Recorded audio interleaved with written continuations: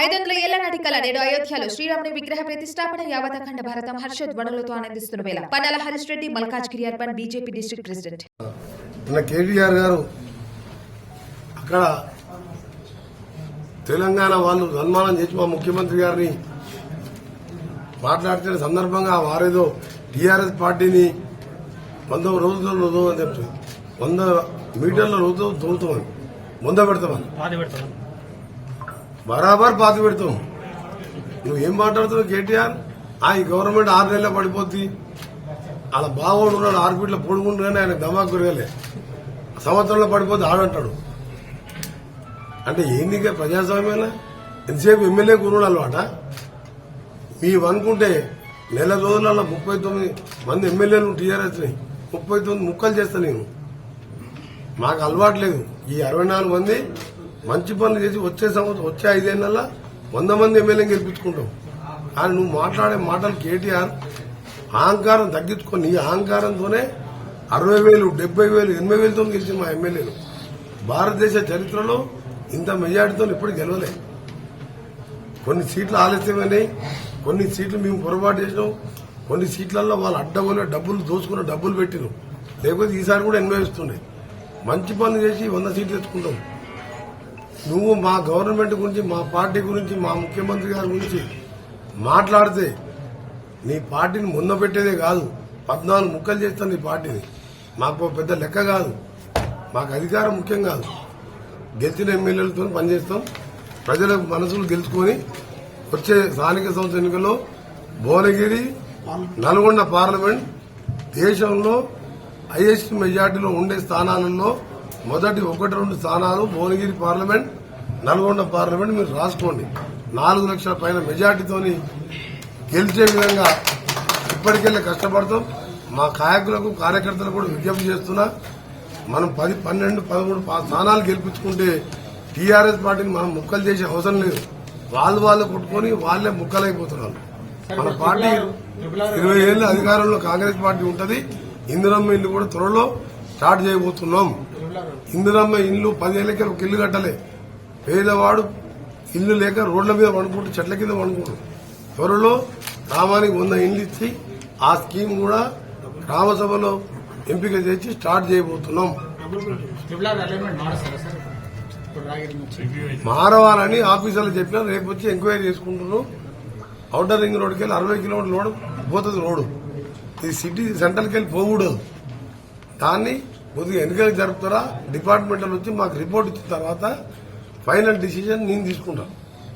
నేను ముఖ్యమంత్రి గారితో కూర్చొని లోకల్ ఎమ్మెల్యేలతో చర్చించి ఇబ్బంది లేకుండా సూటబుల్ కంపెన్సేషన్ ఇచ్చి ఇవాళ కాస్ట్లీ 5 కోట్ల ఎకరం ఉన్నదాన్ని మనం 15 లక్షలు ఇస్తే వాళ్ళు తీసుకుంటాం. పైసలనే కాదు, తాత ముత్తాతలకెళ్ళి వచ్చిన స్థిరాతి పోతే ఎంత బాధ ఉంటుందో చెప్పండి. ఇప్పటికే 2 ఎకరాలు పోయింది, 3 ఎకరాలు ఉన్నాడు, 2 ఎకరాలు రింగ్ రోడ్లో పోయింది. ఈ రోడ్లో వాడు ఎంత బాధపడాలి? సో అందుకనే గవర్నమెంట్ ల్యాండ్స్, అసైన్ ల్యాండ్స్ ఉన్న దగ్గర అలైన్మెంట్ ఫిక్స్ చేయమని చెప్పినా అది 1 వీక్ తర్వాత టోటల్ రిపోర్ట్ వచ్చినాక మీకు చెప్పగలుగుతాం. కేంద్ర ప్రభుత్వం పరిధిలో అని చెప్పి కేంద్ర ప్రభుత్వం రాష్ట్ర ప్రభుత్వానికి అప్పచెప్పింది ల్యాండ్ ఎక్వేషన్ 50-50%. రోడ్ కన్స్ట్రక్షన్ మొత్తం పైసలు వాళ్ళయే. కన్స్ట్రక్షన్ టెండర్ పిలవడం కానీ మిగతా కార్యక్రమాలు చూసుకునేది మేము. 346 కోట్లు యూటిలిటీస్ అంటే సబ్స్టేషన్ అడ్డం వస్తుంది, ఒక ఇల్లు వస్తాయి ఆ రోడ్డు పోర్షన్లో. 346 కోట్లు కట్టమంటే ఒక సోమేష్ కుమార్ అనే పనికిరాని చీఫ్ సెక్రటరీ ఉంటే ఈ ముఖ్యమంత్రికి సలహా ఇచ్చి మేము ఇయ్యం పో అన్నాడు. అప్పుడు నా వాట్సాప్లో ఉంది, మన ఢిల్లీకి వెళ్ళి తీసుకొచ్చిన. మీరు ఆ 346 లెటర్ ఇస్తే ఒప్పుకుంటారు, లెటర్ ఇవ్వకపోతే రోడ్ ఎక్కి ఆడుతున్నాడు ఆయన. ఇలా త్రిపులార్ అంటే తెలంగాణకు మరొక మణిహారం. ఈ ఔటర్ రింగ్ రోడ్ ప్యారలల్ వేస్తే 50% తెలంగాణ కవర్ అయితే మొత్తం ప్రపంచంలో ఉన్న ఇండస్ట్రీస్ అన్ని కూడా ఇక్కడికి వస్తాయి. దీనికి రేడియల్ రోడ్ మన ఈ రింగ్ రోడ్డు పెడుతున్నాం. ఈయన 300 చెబుతా, నేను ముఖ్యమంత్రి గారి దగ్గర కూర్చొని అన్న ఇట్లా అన్నారు సీఎం గారు, ఇట్లా అన్నారు గడ్కరీ గారు, ఈ 340 మీరు ఇస్తున్నట్టు లెటర్ రాయండి, ఇమీడియట్ గా నేను ఫండ్స్ రిలీజ్ చేసి మీకు పర్మిషన్ ఇస్తే మీరు టెండర్ పెట్టుకుని వర్క్ స్టార్ట్ చేసుకున్నాను. నేను మినిస్టర్ అయిన వారం రోజులు లెటర్ రాపించిన. ఆ లెటర్ ముఖ్యమంత్రి గారు, నేను మధ్యలో నా ఎందుకు బాగాలేకపోతే ముఖ్యమంత్రి గారికి పోయి ఢిల్లీలో హ్యాండ్ ఓవర్ చేయొచ్చు, దాన్ని క్లియర్ చేసినాం. చివరిగా కేటీఆర్ ఒకటే చెప్తున్నా, కరెంటు బిందు గిరెంట్ మీద రైతులను రెచ్చగొట్టినా రెచ్చిపోయి మీ మీద అటాక్ చేస్తారు, మీ ఆస్తులు కొనుక్కుంటారు. ఇలా నువ్వు కౌలు రైతులకు రైతు బంధు ఆ రోజు ఎంత కుట్రా ఎందుకు ఇవ్వలేదు? ఇలా 7,000 ఎకరాలు ఉన్న రామేశ్వరరావుకు రైతు బంధు వస్తుంది, 600 ఎకరాలు ఉన్న మల్లారెడ్డికి రైతు బంధు వస్తుంది. కౌలు రైతులు, ట్రైబల్స్, ఇక్కడున్న లంబాడి సోదరులు కౌలు తీసుకుంటే వాళ్ళకు పైసలు ఇవ్వవు. అందుకనే పిచ్చి పిచ్చి మాటలు కట్టిపెట్టినాము. మేము అన్ని కరెక్ట్ చేస్తున్నాం, అందరి సలహాలు తీసుకుంటున్నాం.